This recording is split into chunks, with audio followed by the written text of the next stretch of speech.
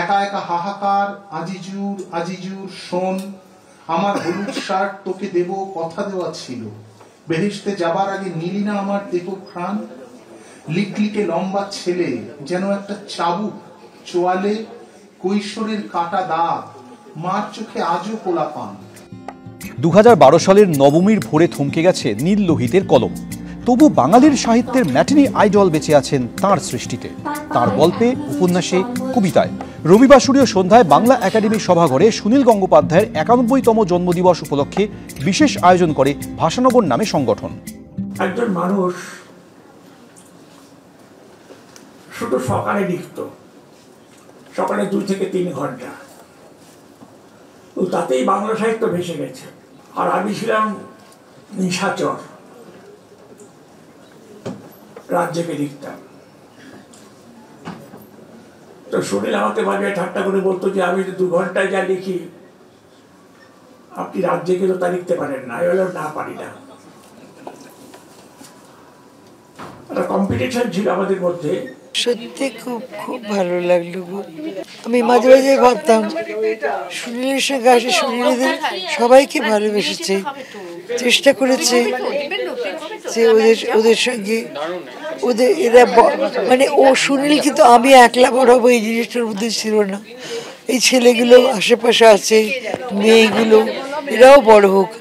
আজকে আমার মনে হচ্ছে আমি ভীষণ ঈর্ষা, আমার মধ্যে ঈর্ষাটা ভীষণ বেশি ছিল।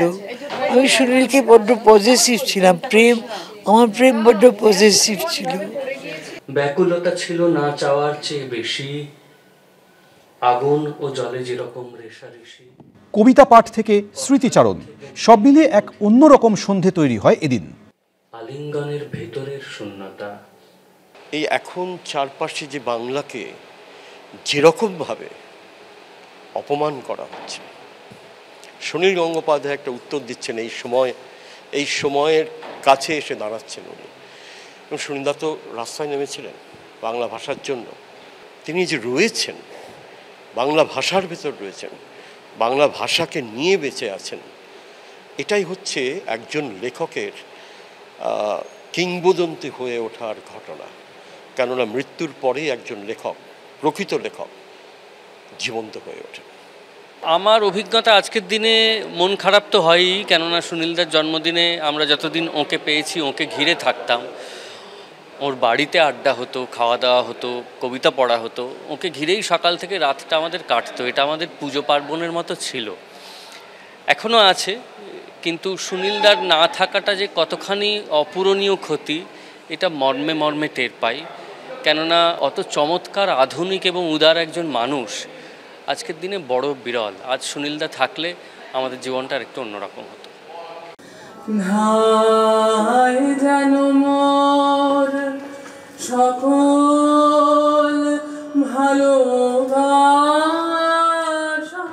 সুনীল গঙ্গোপাধ্যায়ের প্রথম প্রেম ছিল কবিতা। শুধু কবিতার জন্যই অমরত্ব তাচ্ছিল্য করেছিলেন কবি। রোম্যান্টিক বাঙালি প্রেমের নতুন ভাষা পেয়েছে তাঁর কবিতায়। সেই কবিতা আর গানে পালিত হলো কবির জন্মদিন। অরিত্রী ভট্টাচার্য, এবিপি আনন্দ, কলকাতা।